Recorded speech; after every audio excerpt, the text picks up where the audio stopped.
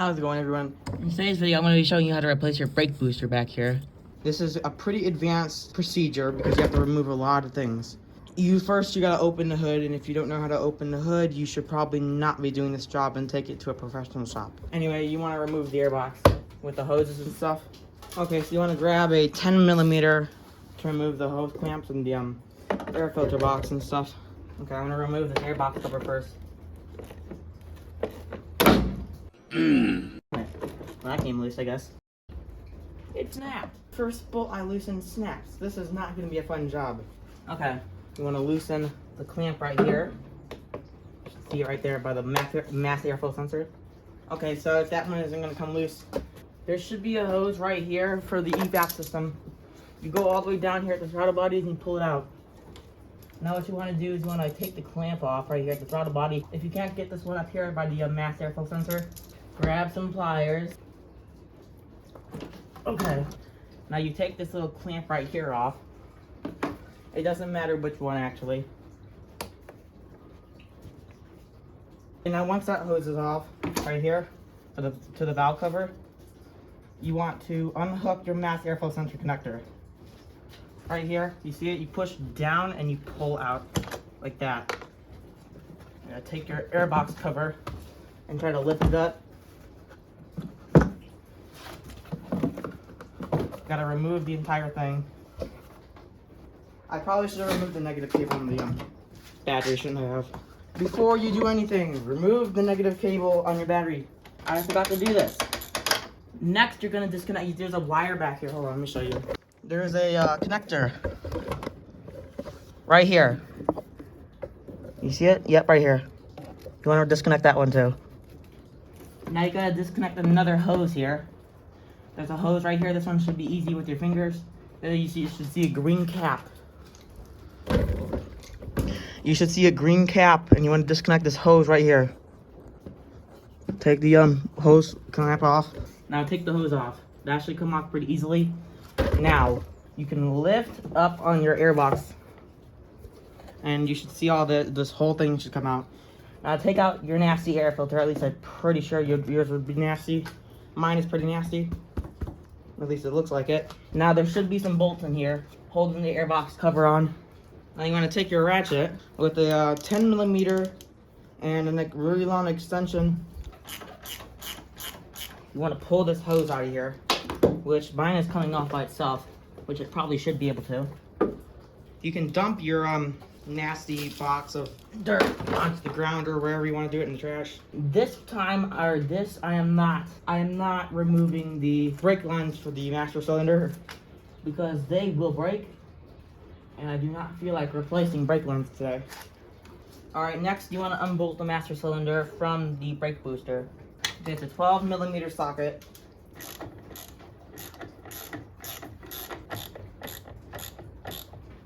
Okay, that's loosened. I'm gonna strip it out.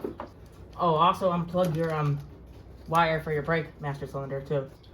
Okay, now next on the list, take off your brake master or your brake booster hose. It's right there at the back. You gotta take that off. Pull the hose off, I guess. You should know that. Okay, this one's gonna be the difficult one now.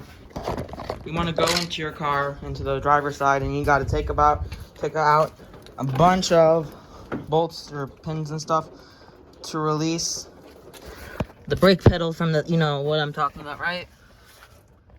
There's a bunch of things underneath. Okay, so there is a pin right there. You see it right here? You want to take that cotter pin out and then remove the pin. Okay. So that can be a really difficult process sometimes, but I got it out somewhat easy, thankfully. Okay, you see these boot bolts, and on the other side, opposite side, there's other two bolts. You gotta take those bolts out to release the brake master or the brake booster. Sorry, I keep messing it up. It's a 12mm. Release them all. Okay, so once you got all that removed, you can go those bolts. That was a pain in the butt. Once you get those bolts undone, this should start coming out easily, hopefully. Okay, so I was wrong. You're gonna have to take out the brake lines. So they're probably gonna break. Hopefully not. So what I have to do is I'm gonna remove these down here. Because if I remove these up here and they break, I have to run a bunch of it. So I'm gonna have to remove those, and then hopefully I don't have to get a new blind or whatever. I didn't think about that. Okay, so what I had to do is I had to actually remove the master cylinder out of the way. I had no other option. The master cylinder was definitely in the way. But what I did is, okay, so I took a propane torch, or mail gas, whatever you want to call it, and I took it and I heated up around the brake line area, and you can see here there's wax on it. That wax is a crayon. I heated this up, and as I heated up, I pressed down a crayon onto it, and it loosened it up enough so it spun on there and didn't twist the line and break it, which is good. I did not break both of them, so I got it out of the way. I had to bend this a decent amount, but I don't think it's kinked or anything. I think it just needs to be put back into place. Anyway, I'm gonna get the new one in. Okay, so I bought a gasket, thinking I might need a gasket, but for the brake booster, but I didn't because it was intact. But I'm gonna place it in there anyway. It is part number 447-85-82010. It's the Toyota OEM brand. So this has a little adjuster on it, but so does the other one. You have to adjust it properly, or you can lock up your brakes and stuff. This is my new one, and this is my old one. So I'm gonna count the threads on this old one. Count how many threads is on there. This comes with new nuts. I'm gonna compare them. Okay, so what I'm gonna end up doing is I'm gonna take this old nut and put it onto the new one, because this old nut is a little bit thicker than the new nut, and so I could throw off my adjustment. Okay, the 14mm nut to loose on here. I'm gonna take your 14mm wrench, hold this, I believe, take my wrench and loosen this nut. Hold the nut and turn this, I guess. Okay, that's loosened. Okay, now count your threads. 1, 2, 3, 4, 5, 6, 7, 8 threads. I'm gonna call it 8 threads. Is this longer than the original? Mine, the actual is longer. What? What are they doing here? Okay, I'm guessing I'm putting the old one back on too, because this is for some reason shorter than the new one. Which is stupid. Okay, now I gotta install my new one. Oh, you gotta install it like this. See it? With that little thingy pointing up. Gotta do it like that. Okay, this is gonna be a pain in the.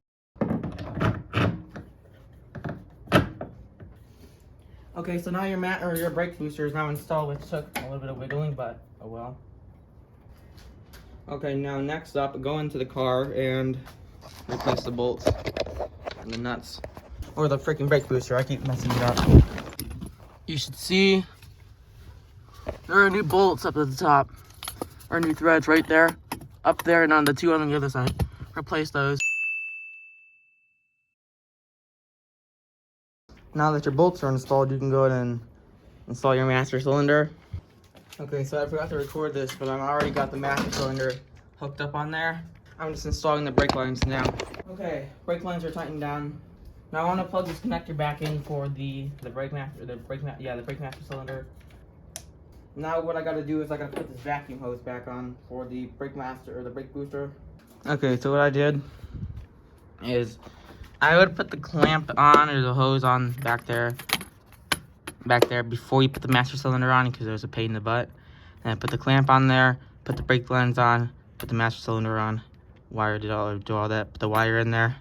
And it's basically just putting it back as it was before. Okay, but now you gotta go inside the car again.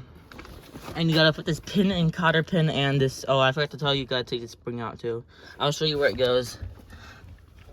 You gotta put this pin and stuff back in there. It goes in like this where you took it out, like this on that side. You put the cotter pin in, and I'll show you once it's done. Okay, so I got the pin installed. I'm gonna show you. This is what it should look like. Like that. Right now it needs to be bled, of course. Now all you have to do is fill it up with brake fluid, and then I'm going to put everything back on. You gotta install your bottom airbox cover or base or whatever. Okay, so for some reason I decided not to record me putting it back together. It was either that or I forgot.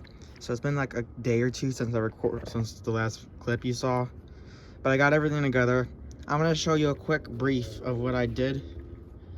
So I installed the airbox, and here's a little tip for you. If you cannot get your intake boot onto the throttle body, I used a little bit of WD-40.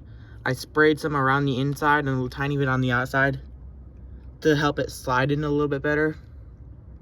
But then I connected this hose right here into the intake manifold as well. I had to hook up the mass airflow sensor. I also had to hook up this, I'm guessing it's a purge valve for something up there, connector. And I also had to hook up that valve cover vacuum hose right that goes into the boot, the intake manifold. Or not the manifold, but the intake hose. I had to put the air filter in, and I had to put the cover on. You know, don't forget to hook up your brake low fluid sensor thingy, and you're gonna get a brake light. I also had to re-hook up the negative terminal on the battery, of course, because you know you wouldn't be able to start your car or run it without a battery hooked up. But then, of course, your brakes would feel squishy and would not really function as they should if you didn't bleed them. So what I did, I only had to do the rear drum brakes on both sides. Weirdly enough, that completely fixed my issue. I also readjusted the drums because they weren't adjusting properly for some reason. So I have to look into that. But anyway, I got someone in the driver's seat. I had them press or open, I would have to open the bleeder screw. I would press on the brakes, or someone would press on the brake to hold it there while I closed the valve. And you repeat the process until the brakes feel fine. Anyway, you keep doing that process. You open the rear passenger drum bleeder screw or whatever, disc brake, whatever you have, and you press down all the way to the floor, and you tell them to hold it there, and then you close the bleeder screw, and then you let go, or the person inside lets go, and then you repeat that process until there's no more air in the system. And if brakes feel fine and hard and solid, and you have no, you know, it doesn't feel squishy or to the floor or anything. And if you're gonna bleed all the brakes, this is the sequence you want to use. This is what I looked up into the service manual. You do rear passenger, and you go over to your rear driver's side, and you go to your front passenger side and your front driver's side brakes. You want to open the bleeder screw and repeat that process for all. Make sure you have enough brake fluid, and you don't want to run the master cylinder reservoir low, because if you do, you have to repeat the whole process over again. That's basically all I had to do. It took a day and a half, 2 days. It was a difficult process, but the only thing is, if you have a vacuum leak, check the hoses, because the brake booster is not the issue. I'm still getting a really rich, I'm still getting a lean condition where when I pump the brakes, the short-term fuel trim shoots up to 20+%. So it's adding more fuel to compensate for extra air that it doesn't know about, that I don't know about. So I basically wasted all my time with the brake booster. That's basically all I had to do, really. I hope this gives you somewhat decent results. It's not like I'm not a professional at this stuff, not a mechanic yet, and I'm not no professional, so take this with a grain of salt. But yeah, I hope you guys like this tutorial, or somewhat tutorial, I guess. Anyway, see you guys later. Subscribe. Actually, you don't have to. Bye.